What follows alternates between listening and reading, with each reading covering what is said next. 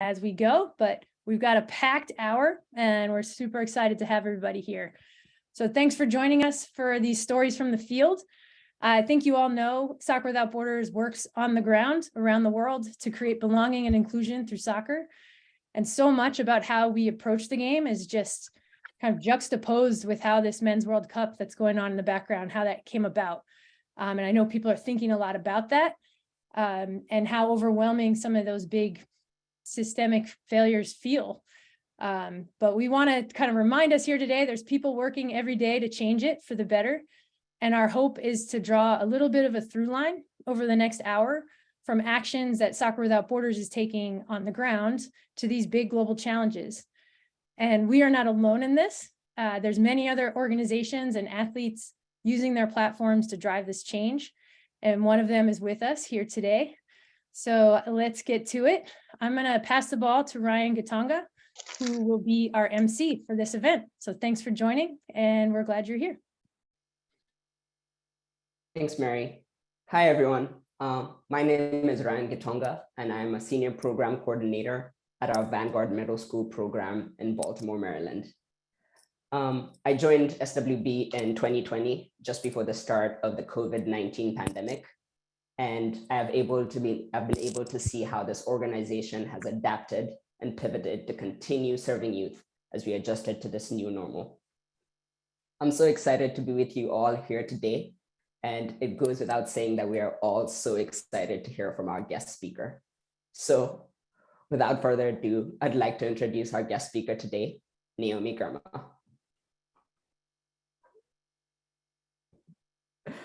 Naomi, we are so excited to have you here with us today. Please, if you would allow me, I'm gonna brag on you for just a minute. So Naomi was the #1 overall pick in the NWSL 2022 draft, and then proceeded to be named NWSL Rookie of the Year and Defender of the Year. For all of you who don't know, this is the first time that it has ever happened for the same player to win both awards. She's also a US Women's National Team center back and is a Stanford graduate with a major in symbolic systems. And she has continued to pursue a master's even after starting with the NWSL. For those in the audience who may not know, Naomi was kind enough to speak to our 2020 graduating class of seniors. And she has been such an inspiration to them all and to all of us. Thank you so much for being here with us today. Yeah, thanks for the intro. And thank you for having me. I'm really excited to be here and have loved working with Soccer Without Borders and everyone here. Awesome. So let's get right into it. So a little bit about our work at SWB is that a huge part of our work is supporting newcomer youth through team and community-centered approach. In some of the interviews you've done, you've shared a bit about your experience as a first-generation American and how you've experienced different types of support throughout your careers. You've often said that your community has shaped who you are and where you are right now. So could you talk a bit more about the communities that have helped you get to where you are? Yeah, I would say there are like 3 main communities that have helped me get to where I am today. As you mentioned, I'm first generation. My family's from Ethiopia, and that's actually how I started playing soccer. My dad started this thing called Malada Soccer in the Bay Area, and it was pretty much just Ethiopians getting together on Saturday and playing soccer and then having a barbecue. Soccer definitely wasn't the focus, but it was just a way for the kids to get together and for the parents as well, just to like have that shared community as we were all kind of going through the same experiences. So that's how I started playing soccer. And I think that's when I really fell in love with soccer. It was really for fun. There were no stakes, no pressure, just me playing with my brother and our friends and just having fun really. So that was really how I started playing. And then that kind of led into my second community, which was Central Valley Crossfire. So that was my first club team. I joined competitive soccer because my friend at the YMCA was like, you should just come with me.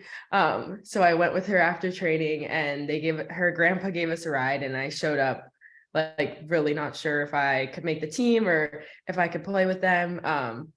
And I ended up joining, I think, when I was 8 years old, and I played with them until I was 16. So that was my club team for most of my development in youth soccer. And that community, without that community, I wouldn't still be playing. Both my parents worked, and practice was at like 4 p.m. or 5 p.m., just times where my parents were still working and they weren't able to get me there. So I think until I was able to drive when I turned 16, I was in a carpool every single day for training. And I was probably still in a carpool when I was driving, but parents would come pick me up from my school, even though I didn't go to the same school as their kid. And they just made it feel like it wasn't a burden to get me to where I needed to be, whether it was games on the weekends or trainings on the weekdays. Yeah, they just kind of made it happen for me. I was able to get a scholarship to keep playing because it's even more expensive now, but youth soccer is just so expensive.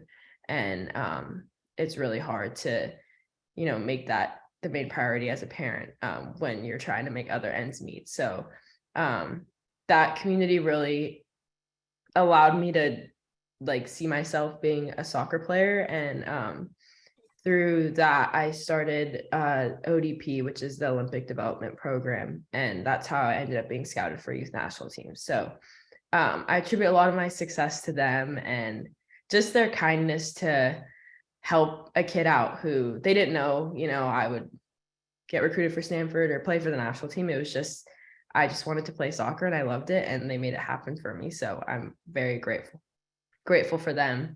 And then my last community was Stanford. Stanford was a dream for me, and especially growing up in the Bay, and to get a scholarship there was just such a huge help for my family, and also just a big opportunity for me to it just challenged me in a way that I had never been challenged before, and showed me these opportunities that I didn't even know were possible for myself. And yeah, it just exposed me to this whole new world. Even the opportunity to be a professional soccer player, I didn't know that was there for me until I went to Stanford, or play for the full national team, or start a business, or, like it was on both sides, on and off the field. So I think Stanford just really tested me and stretched me and really shaped who I am today. So I think one of the most special things about the communities I've been a part of is they're still with me now. It's kind of been like, as I left Malada to go play for Crossfire, they were always cheering me on. I would try to go back to Malada when I could, just to play. But and then as I went on from Crossfire, a lot of my club friends and teammates have come to games in San Diego, actually. So and same with Stanford. So it's just been great to kind of have that community, those communities continue to support me. And just, I try to tell them as much as I can, I wouldn't be here without you. So I hope they feel that way.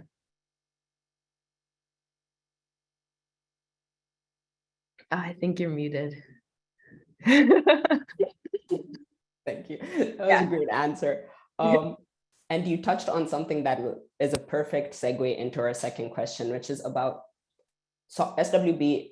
We usually try to say it's not only about soccer, it's truly a tool to reach out and create bigger change. We try and use soccer as a vehicle for that social inclusion and youth development.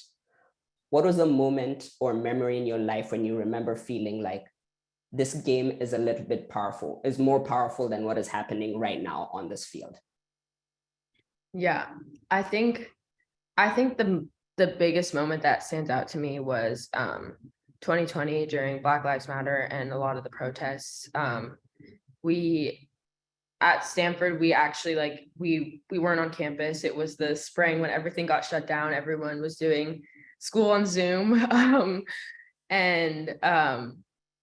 Yeah, I think as a team, I remember we just got on a Zoom call and we're like, we have to do something, we have to say something. And we ended up we put a statement out on our Stanford Women's Soccer Instagram and Twitter, which I don't think a team had really done before. It's always like from the admin, never from the players saying what we wanted to say. And I think we kind of realized like that's our power, that's our platform. And people are following these things to hear from us. And even being spread out across the country, there were no games happening. The fall season was canceled. People still listened and wanted to hear from us. And us doing something, saying something still made an impact. And so I think that was the first time I realized how powerful, soccer and sports can be beyond, winning on the field. And I think we ended up putting a fundraiser together, and it was, I think for me, the most interesting part was seeing how receptive people were to it, because I mean, we always knew we had these things, but I don't think we thought people would listen or want to hear from it. But I think a lot of athletes during 2020 kind of found their voice and realized that not only do we like have the opportunity, we also kind of have a responsibility to use these platforms that are given to us now to create change. So again, brilliant. So you have this amazing talent of feeding your answer into the next question, which is amazing. And clearly you've done interviews before. So we're all here in the backdrop of the Men's World Cup, and also everything that is unfolding within the NWSL, specifically the Yates report. And one side of that story is the harm that has been caused, and kind of navigating or looking at how we exactly ended up here. And another more inspiring side of the story is this generation of players that is recognizing that this isn't okay and is speaking out, saying that enough is enough, and calling and making actions for change. We've all noticed that change is impossible without acknowledging the harm that has been done. So can you tell us about what role you would like to play in this change and how you see yourself contributing in this future? Yeah. As you mentioned, there's a lot of good and bad that happened, especially this year. I think it being my first year as a pro, it was like, I just learned a lot this year. And one of the main things that I took away, like you said, this generation right now kind of feels that responsibility to keep pushing the game forward and pushing for change. And just now being a part of the national team and going to our players association meetings, the things we talk about it's just like never about soccer. It's about equal pay, or how do we keep pushing the standards for other federations, not just in the US, and just really making sure that we're driving things forward. So I think that's been really inspiring for me, just to see older players kind of teaching me like, this is how it's done, this is what we do. And I think it's really important that they're passing their wisdom on to us, because soon that'll be us that need to take the reins and keep pushing the change. So that's been really inspiring for me. And I think the main role that I see, at least in this upcoming year, is I'm a part of the US Soccer Safety Task Force, and I'm on the response and reporting subcommittee. So it's a group of athletes, lawyers, admin, and an older athlete reached out and asked me to be on it. And I think I was honored that they asked me. And, I think I'm honored to be a part of that, because it's one of the main responses to the Yates report, as you mentioned. And it's in the beginning stages, but I think it's really exciting to see the leadership from Shim and the work that they're willing to put in to just make soccer a safer sport across the US, and just really put these protections in place so that starting all the way from youth soccer to being a pro, like, you're protected and you're focusing on your game. And a lot of people who shouldn't be involved in the game aren't able to be. So yeah, I think that's the main way I see myself being involved this year. And then I'm hoping to just continue learning from the older players, and as years go on, continue pushing the change and just making sure we're not getting complacent in what has happened so far. I think, yeah, creating those environments where there's that safe space is amazing. And thank you so much for the work that you are doing towards that, or the work that you're going to continue doing towards that. So we have a few kind of shorter and one-touch questions where you don't need to elaborate, some more funner questions. So these are going to be a little quick fire. So whenever we're ready, we'll get started. Okay, I'm doing no elaboration. There we go. So do you have a favorite pregame meal? Yes. 3 pancakes, syrup, and a banana. Nice, love it. What's the craziest name of a course you took while at Stanford? Probably brain decoding. Brain decoding. This one is a popular one. What is your favorite recommended Ethiopian dish?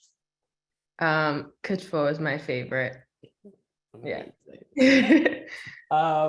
Do you have any interesting pregame rituals?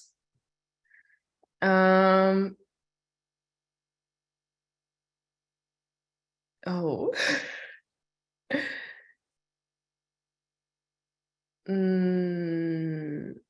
Yeah, I do like 3 jumps and like a shift thing right before kickoff. Awesome. And last one is, what is your go-to fun fact about yourself? Okay, I'm not gonna elaborate. I don't like chocolate. Not fun, but it's okay. You heard there's no elaboration. She just awesome. Thanks, Naomi. And now we're gonna have a few time for 1 or 2 questions from the audience. Okay. We're gonna write them down in the chat and I will shoot them your way as they come up. Awesome. So audience, whenever you're ready, shoot some interesting questions that you may have for Naomi. Yes, let's hear them. Why don't you like chocolate? No elaboration. I can't answer that. She's bound by the no elaboration rule. I can't answer it. She just cannot.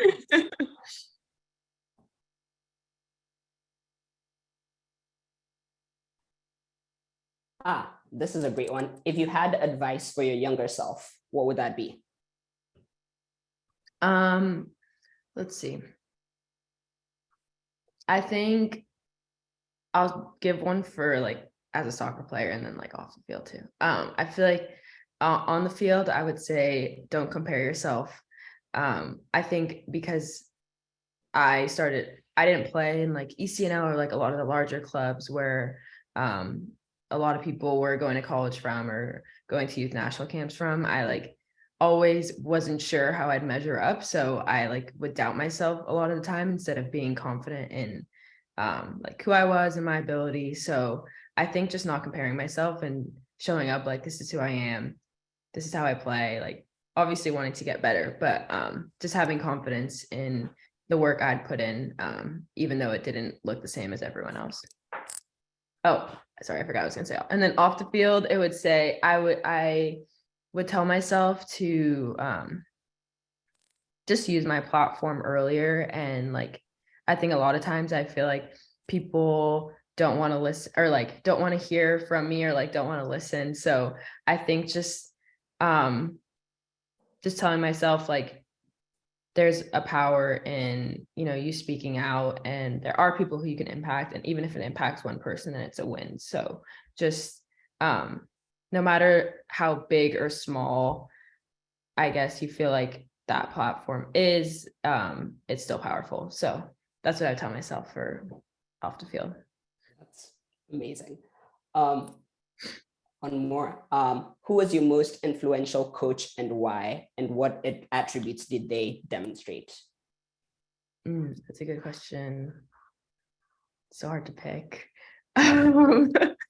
I'll say probably my most influential coach was my club coach at Crossfire, so Bob Joyce. And I think that was my first introduction to formal soccer and just kind of like understanding like you have to hold yourself accountable and you have to work hard, like in conditioning you have to run and it's not just about natural talent, it's also about what you do with that talent and how hard you work. So I think that's what he kind of gave to me, because I think I could have been complacent during those years and not develop that mindset of like, yeah, like I might have some talent, but it doesn't matter if I don't work hard. So just I think he had a huge impact on me in that, and also just where he got me and the doors he put me through. He did all of my college recruiting.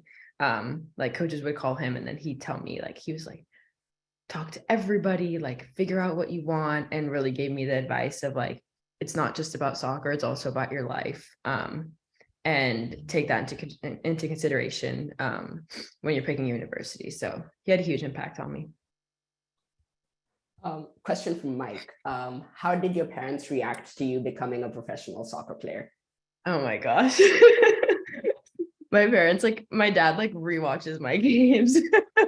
And my mom's just so excited. She was like, she would drive me everywhere, but at first, like, she didn't really understand. She didn't know like offsides, and there was like a red, white, and blue team. Like there was 3 teams, there was 3 levels, and I feel like me and her kind of learned everything together. And she's loved it. She's been to most games in San Diego because it's like a 1-hour flight. And she went to her first national team game that I was playing in November. It was in New Jersey, and we have family there. So she went, and she's like, it's just the best. She like includes herself. She's like, we won, or like we lost. And it's pretty great that like they're experiencing it with me too. Well, we have time for one last question. So this one is going to be, who is your mentor on the US women's national team, or who would you call someone who's been mentoring you? That's a good question. I think I'm going to give 2 answers. I think in camp, my main one has been Becky Sauerbrunn.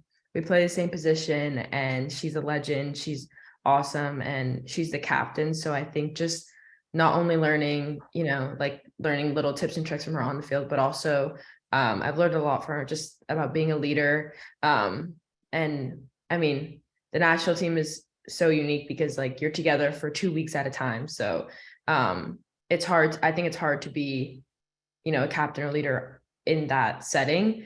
So just really learning how she takes initiative, both for a lot of, any on the field issues, but also she's the one who's pushing a lot of the change off the field in our leadership group and things like that. And then I think another one has been Alex Morgan. We play together at San Diego, and then obviously she's on the national team.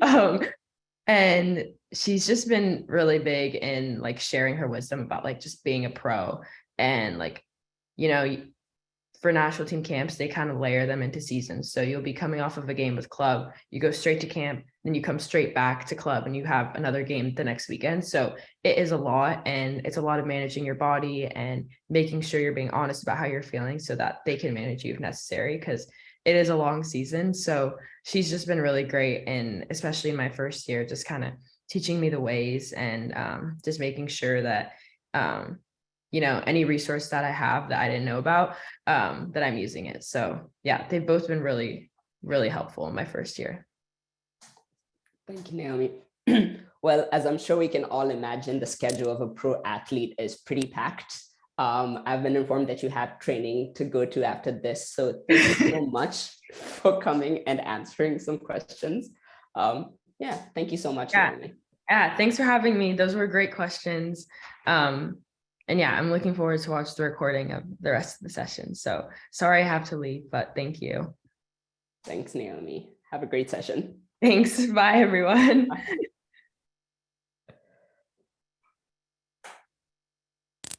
And awesome. Sad that she's gone.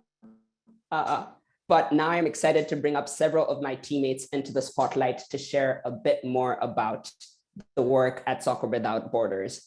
First, a couple of quick stats from you.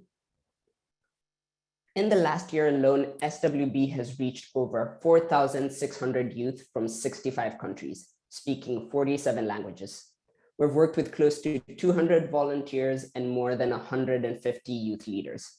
We've spent thousands of hours on and off the field, mentoring, tutoring, and just hanging out with our participants. We've trained hundreds of coaches, some of our own and some in other organizations. Today, our speakers will share stories from the field that highlight moments and themes that stand out from 2022 and bring these numbers to life. Kat, I will pass it to you to introduce our first storyteller. Thanks, Ryan. Hey, everyone. This is one of the most exciting calls that I've been on, so trying to get my heart rate to slow down a little bit. It's really good to see a lot of people, familiar faces near and far, and a lot of new faces. For anyone I haven't met before, I'm Kat Sipes. I'm the program manager at SWB Maryland. Earlier this year, Soccer Without Borders and Common Goal launched Switch the Pitch, which is a nationwide initiative to address racism in US soccer. It's powered by a wide range of stakeholders, including Soccer in the Streets, the Oakland Roots, Chicago Fire FC, Angel City FC, the Black Players Coalition, and the American Outlaws, and individuals like who we just heard from, Naomi Girma, Angela Hucles, CJ Reynolds, and more. At the heart of Switch the Pitch is an inclusive coach training, which prepares youth soccer coaches to implement a series of on-field team challenges that earn points in a virtual league. Since its launch this past fall, nearly 150 coaches have registered to test the content. In 2023, we will host Switch the Pitch hubs at Oakland Roots and Chicago Fire, bringing the content to over 1,000 players through 50 coaches. Our storyteller today, Warshan Hussin, was a vital contributor in creating Switch the Pitch challenges, drawing from his own experiences as a player and a coach. Warshan really needs no introduction. He's a Soccer Without Borders legend, a former SWB Maryland participant, head coach with our high school boys, and a member of the finance team. He no longer works for us at SWB Maryland full-time, but his impact and his ability to know the thingy thing, one of our mantras, for both the organization and for hundreds of SWB participants will be felt for years to come. So our question for Warshan today, Warshan, could you tell us more about how your personal experiences as a player and a coach inform both your understanding and the need for your contribution to the development of Switch the Pitch content? Yeah, thank you for an amazing introduction. First of all, Mary gave me 4 minutes and she said, be yourself. So she knows it's gonna go over 4 minutes. All right, so first of all, I'm really grateful for the opportunity to share my story. And you know, this is one story of just many that don't get to be heard. So I'm just really grateful for the opportunity to just talk about it and speak up about it, because I know it didn't just impact me, it impacted a lot of people that day. So my story began around maybe 2010, 2011. It was our last game of the season, second season here in Maryland. We were playing in the, I don't remember the league name, but it was here in Columbia, Elkis City. It was the last game of the season, and it was a very special game because this was the first game that our parents were actually invited to. So all of our parents were there. My parents, it was the first ever game my parents ever attended, because it was me and my brother on the same team. And the game started, it was a tough game. It was a tough opponent. We knew that. But then we're winning. And then the other team started with a, very heartful comments to hear things like terrorist and calling my teammates, just really shameful comments all over. And it was just really hard to hear, but at the same time, it was sad.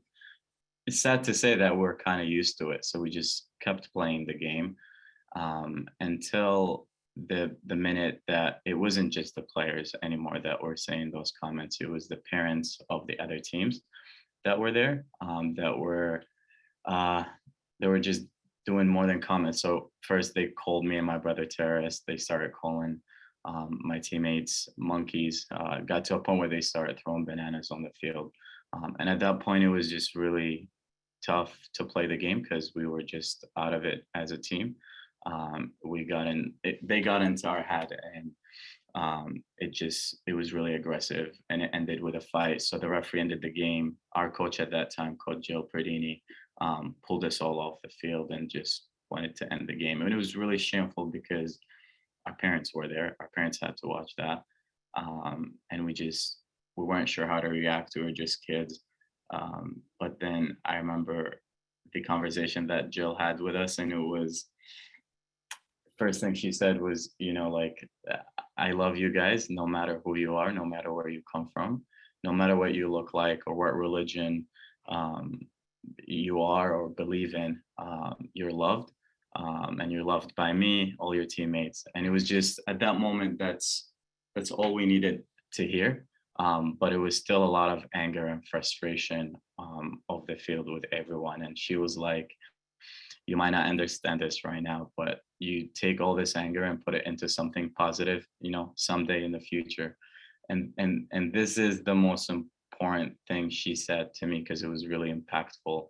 Because years later, after I graduated, after I finished playing with Soccer Without Border, and was out, working out there in the world, and then sometime between 2018, I think it was during the Trump administration, where I kind of felt that same anger. I felt that same frustration with everything that's going on with the refugee community and not being able to do anything about it. And it was just, I remember that conversation, that exact conversation just popped in my head, like, you got to use that anger and that frustration into something positive. And the first thing I can think of is I should volunteer or work for Soccer Without Border. And I hit up Kat at that time, and I was like, hey, like, do you have anything open, like anything, like I'll coach, whatever you guys have, I'll help. Because to me, it felt like that was the most needed thing for me to do, to be able to be there for these kids and to be able to give back to that community, and feel good about it that way. So I worked as a coach. I got offered a job to work as a coach for Soccer Without Border, work closely with the kids, and loved it. And I think the other thing that happened quickly, there was another story. I think Kat would remember this, and Emily, because as a coach, we kind of went through that. My kids, I remember one of the game, they were hearing the same comments, and it kind of gave me a flashback of those moments as a participant. So I pulled the team out after the game, and we just had the longest closing circle, because we just had this conversation going about what happened. And I kind of said the same thing. I was like, you don't let this affect you and who you are and what you want to be, because you have all the opportunities. You have all you need to be whoever you want to be.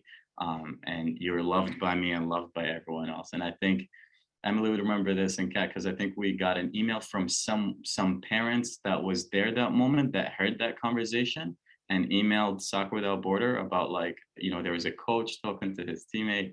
And yeah, so I know with Switch the Pitch, after I started working as a coach, when I heard about Switch the Pitch, I was really like, I was all about it. I was fired up because I know how important these conversations could be, that you could have with coaches. A lot of people are not prepared to have these conversations. I think I was, only because I was coached by or mentored by someone like Coach Jill, who was just awesome. But I know it's a tough conversation to have with kids. So I know Switch the Pitch, work on that and work on preventing those issues from happening. So I was really into what we did in Atlanta, the work we did, the brainstorming with Soccer in the Street.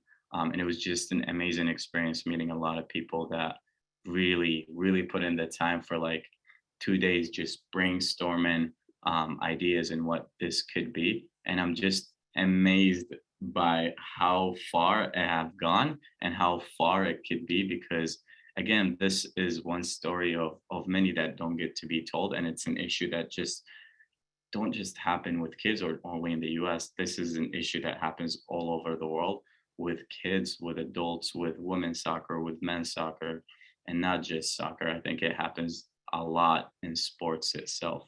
And Switch the Pitch could really help prevent that. So thank you, Lucas Richardson, for all the work that you have put into this. Thank you for everyone that have done, even just worked on one drill that has to do with switch the pitch, because I know how important it is for kids out there, because these little moments could really affect anyone's life, and this switch the pitch could really help just preventing that from happening. And it could just teaches people that, you know, the sports here we play teaches us to love people rather than hate people. And I think we could start somewhere, and I think it could start with switch the pitch. But yeah, that's all. I think I got it. I think it's 4 minutes. Yeah. All right.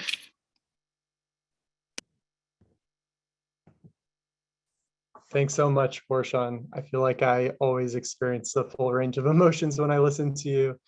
Hi, everyone. Good to see all your familiar faces and maybe less familiar faces. I'm Lucas Holmes, the Director of People and Culture, and I have the honor of introducing the next storyteller here. We're glad you're here is one of the mantras that defines the culture and informs the decisions of Soccer Without Borders. Everyone, whether a participant or a volunteer, a staff or a community member, should always feel welcomed, valued, and included. In order for people to reach their full potential, they need to feel safe to be their whole selves and discover their identities, both visible and invisible. While many identities can be observed outwardly, such as race, language, and age, it is crucial that we also recognize the identities which may not be so apparent, like gender identity and sexual orientation. Soccer Without Borders has been on a journey to make all LGBTQ people in our community feel safe and proud to be who they are. This journey started to take shape in 2019 when Emily Sherman and I had the privilege to represent SWB in the first cohort of the Play Proud program, an initiative led by Common Goal. This program helped us to realize that we were overlooking one of the most vulnerable groups that we serve as an organization, and energized us to apply a lens of LGBTQ inclusion to everything that we do here at SWB. This year, we continued our participation in Play Proud with SWB veteran and Oakland program manager, Maddy Boston, as our representative. Maddy brings a contagious positive energy to everything that she does.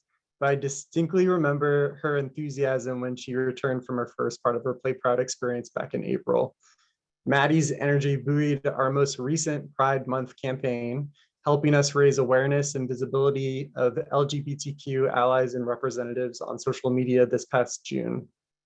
In this campaign, we featured over 40 LGBTQ representatives and allies from every type of role at SWB, sold over 70 Play Proud themed shirts, and held a staff conversation at every SWB location in the US. So Maddy, question for you. Can you tell us about what made you want to become a coach and why being part of Play Proud supports your coaching mentality?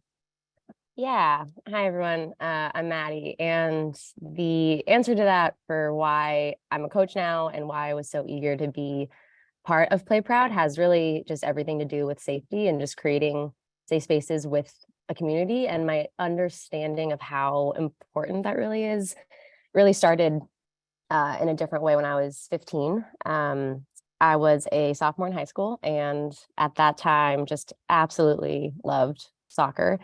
I knew I wanted to play in college at that time and had dreams of, I don't know, maybe becoming a Naomi Girma one day. That never panned out, but I really, really loved it. It just felt like all my meaningful social relationships were connected through my soccer community in one way or another. And so when I tore my ACL that fall, I was absolutely crushed because it just felt like everything that I had built myself on, built my identity on, was now in jeopardy. And back then it was still called like a career-ending injury, like even by coaches that I had to my face. So I was feeling really vulnerable.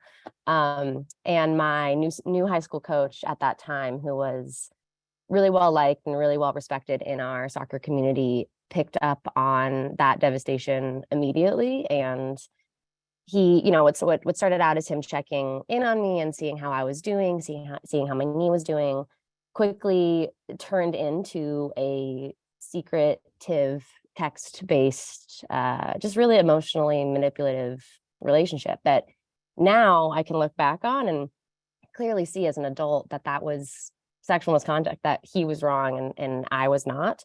But at the time, it really felt like this was something that I had brought on myself, and that I really didn't know what to do with. One, because I didn't want to ruin these super fun teams that my friends and I shared by just revealing that like our beloved coach was actually not a good person.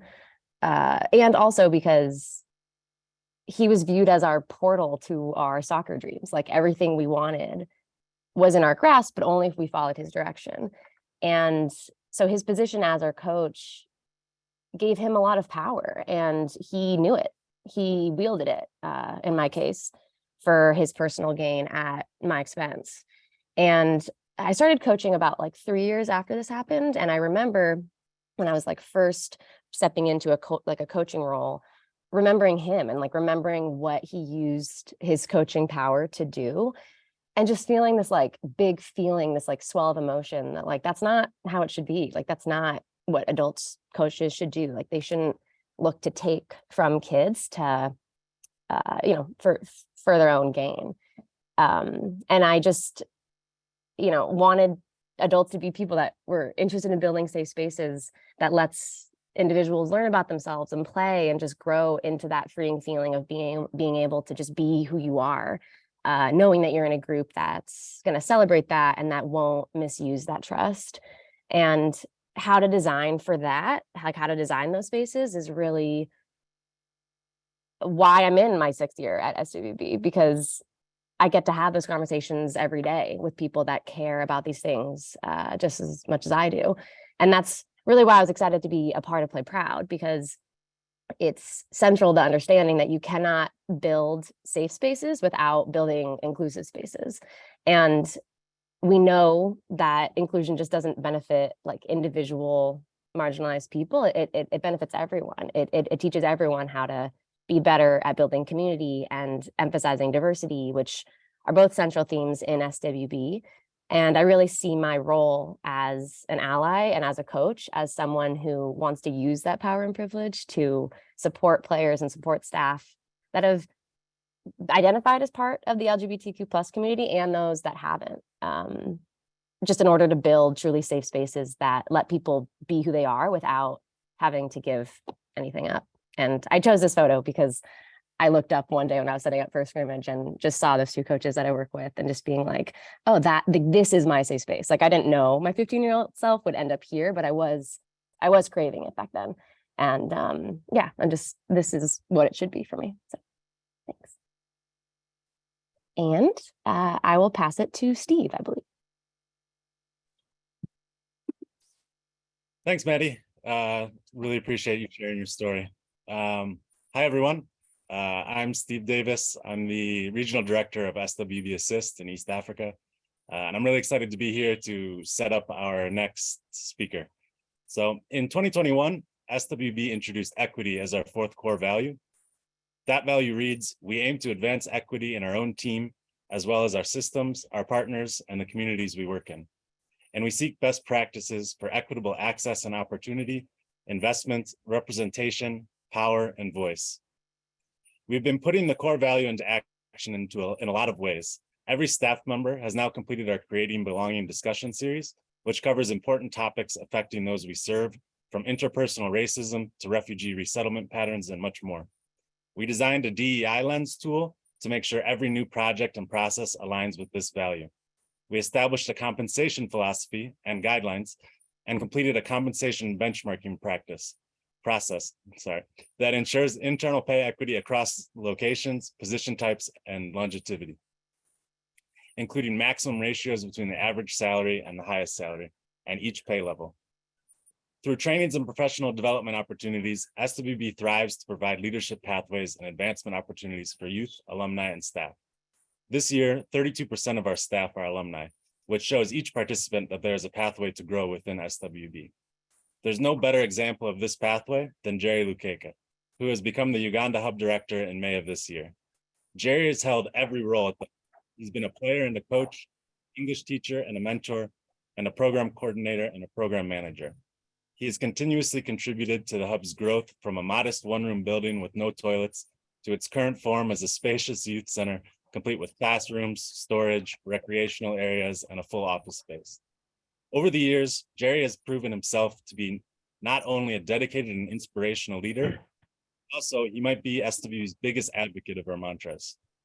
So Jerry, my question for you is, what has been your biggest challenge or your greatest learning experience since you took over the role of the hub director 6 months ago? Over to you.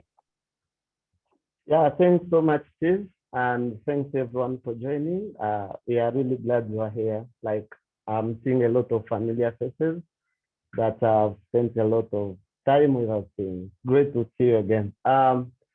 Moments like this remind me of where we come from as a program and also as an individual. Like personally, coming to Uganda, I was in a state of hopelessness, brokenness, but reaching at a level of personal victory and also collective victory is such inspiring to me, and it keeps me going. This year, I achieved something really great for me and also the Uganda program. Something that I've been really working for a long period of time. For years, I never knew where it was leading, but I always had the impression that it was leading to something great that I'll always be proud of, and I don't take it for granted. Thanks for everyone who has contributed in this journey, and yeah, I really appreciate everyone's contribution. With all the energy of becoming a new director in my first month, as I was trying to figure out, learn about my new role, getting the momentum, one morning we woke up and found like our home ground was taken. And this time, it was really heartbreaking moment. And one of the very first things in the morning that I received was like a call from one of our parents. And this young kid of like 10 years old goes like, "Go Jerry, are we going to play soccer today?" And I'm like, "What's happening?" It was like 6 a.m. in the morning. And the boy went on and said, "Coach Jerry, the pitch is fenced." I turned on my network and to see what is happening on social media to find out that our playground was fenced out at night, and there was like a big police deployment to that pitch. This moment felt really hopelessness, and it reminded me of 14 years ago when I came to Uganda, when I found myself in a situation where I could not help. I wasn't accepted for who I was. And thinking about the hundreds of refugees that we serve every day, it was really a hard time for me. And also the program, when you look at the kids, you look at the staff, everyone was broken. And the biggest question was like, what next for SWB Uganda? And as we all know, there is no soccer without borders, without a football or a soccer pitch. And during this moment, it was really hopelessness, brokenness. But while our pitch, our home ground was taken, our devotion and commitment to the mission was still moving and high. So we were motivated by the fact that we are here to create safe spaces for young boys and girls to break barriers. After 2 days, we found another playground that we could use, but it was really very distant from the center. And we would use like to work for about 30 minutes every day. And it became like also a barrier. But as a program, we had to tackle this. I really appreciate everyone who stood out with us in helping us getting a van, which has created a great momentum, has improved the attendance. We really appreciate your support. I think one thing that stood out to me during this time was the great support we have off the field.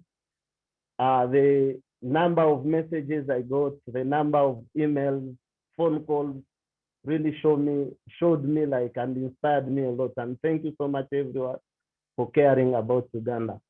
I will pass the ball to Lucas. Thank you. Great. Thank you, Jerry. I'm Lucas Richardson. I'm the Managing Director of Advancement for SWB, and I'm very excited to introduce our next storyteller. If she can see it, she can be it. Soccer Without Borders' commitment to gender equality and to addressing barriers to access for girls from diverse cultural backgrounds runs deep. I'm going to give you just a handful of highlights of what this looked like at SWB this year. And I can tell you that I'm leaving out a ton of stuff. We reached nearly 2,000 girls across our hubs, and over half of our coaches identifies as female. In Baltimore, 100% of our eligible senior girls graduated from high school. In Oakland and Boston, we ran a successful Global Goal 5 League that brought together girls from across the city, many playing on their first teams. In Uganda, we expanded the Kampala Girls League to serve over 500 girls. And in Nicaragua, FSF leaders recently launched a second division women's semi-pro team called Granada FC, giving a whole new meaning to if she can see it, she can be it for young women across the country. And through SWB Assist, SWB supported over 120 women coaches at 34 organizations across Europe, Latin America, East Africa, and the US to make their programs more gender inclusive. SWB's commitment and contributions to gender equality are a direct reflection of the character and leadership of our final storyteller, SWB co-founder and executive director, Mary Connor. Like so many of you in this virtual room, I'm here today because of Mary's, well, persistence is too light a word. Let's call it a tenacious commitment to bringing others into the amazing collective effort that is SWB. I'm grateful for her tenacity, her vision for making this game we all love the best version of itself, and her unwavering demand for a better experience and more opportunity for girls and women. As I'm sure most of you are aware, over the next several months, Mary will be transitioning out of her role as ED into a new role with SWB. That brings up an obvious question, and I figured I'd take this opportunity to put Mary on the spot. Mary, what will your new role with SWB be? Right. Thanks for the introduction, Lucas. In order to understand the answer to the question, you need to understand my origin story at Soccer Without Borders, which is what I wanted to share today as my story. I was first introduced to Ben Gucciardi in 2007, and I had just finished my playing career and was coaching at Lehigh University. And at the time, I was just really coming to understand how lucky I had been to grow up as a female student athlete in the United States in a post-Title IX United States. And I wanted to pay that forward for girls that didn't have those opportunities. And a quick shout out to 50 years of Title IX anniversary this year, and one of my college teammates, Katie, who's in the audience. Thanks for being here. Nicaragua was the very first place that I traveled under the banner of Soccer Without Borders with this goal. I was pretty naive about what that would look like, how long it would take, or how actually to go about it. But through SWB Nicaragua, I came to understand that creating opportunities on the field is only the tip of the iceberg. Soccer, being part of a team, and getting girls into this game is an incredible catalyst for so much more. It can shape an individual's life like it has mine, but it can also shape entire communities and influence billions of people across the world, billions with a B. When we first started SWB in Nicaragua, there were no organized sport opportunities for girls at all in a city of 100,000 plus people. There was a single women's team, Real Sultana, with few resources who we immediately tried to bring into the fold. One of those women, Veronica, is now our co-director and here today. My first months in Nicaragua, we went school to school, community to community, introducing hundreds of girls to soccer for the first time and recruiting them to the program. We held a coaching clinic, which ended up being mostly attended by men, which was pretty amazing because it was led by 3 American women. But this taught me a lesson that I would learn over and over. If you can play, you can play. Or as some people would say, game recognizes game. Many of those men ended up being some of our biggest advocates to this day, including Cesar Morales, our other co-director, who I think is here also. maybe disguised as Lindsay Whitford. Over the next 5 years, we progressed to having activities from 1 day a week to 2 days a week to 6 days a week on the field and off almost every week of the year. We found a way to import thousands of pounds of gear and developed an equipment bodega to give girls ownership and choice. We grappled with big questions about where to focus limited resources. We lobbied the mayor for permission to bulldoze an overgrown lot to build a small-sided soccer field and invited girls to design a mural to overlook it. They chose this here, I don't know which side. Todos pueden jugar, everyone can play. When we had teams, but there was actually no one for us to play, we created our own school league and trained gym teachers to put together their own teams. We listened when parents said they needed concrete resources to support their daughters to play in the program. And under Veronica's leadership, we created a school scholarship and education program that has now funded over 400 primary, secondary, and university scholarships. Today, it is just as common to see a girl playing soccer in Granada as it is a boy. And not only that, but since more than 70% of our coaching staff are now program alumni, kids see women from their community in the lead every day. When I look back on my career at Soccer Without Borders so far, I think this is the thing I'm most proud of, that together across cultures, across a language that I didn't used to speak, and despite a fraught political history between the US and Nicaragua, we found a way to earn trust in each other and to make Granada more inclusive. As SWB grew, I had to step away from my day-to-day role with Nicaragua, but my experience building this beautiful and transformative program has truly been the most authentic collaboration I've ever been a part of. It taught me that change truly happens only at the speed of trust and that there is no shortcut to building something that's never existed. As I shift into my new role, I'll be working with the advancement team to build out our new arm, SWB Assist. I'll be focused on developing solutions and partnerships to unlock new opportunities for girls and newcomers worldwide. I'll be working to drive resources to where they can be converted into new and better opportunities for youth to gain a sense of belonging and to challenge existing systems to become more inclusive and equitable. I cannot wait to meet the new executive director who will lead this amazing team into the new era, but I also can't wait to get back to innovating, building, and creating in all the ways I learned through SWB Nicaragua and over these last 15 years. So thank you for being here and whatever brought you here today, whatever ways you've been involved in SWB to date. And thank you in advance for all the ways I hope you'll stay involved in the future. Thanks so much. I'll pass it back to you, Ryan. Awesome. Thank you so much, Mary. And thank you everyone for joining. We do realize that it is 1 p.m., but if anyone would like to hop into a breakout room, a couple of program leaders from different hubs will be staying along. If you would like to connect with them, that is a great opportunity. But for everyone who can't, thank you so much for coming.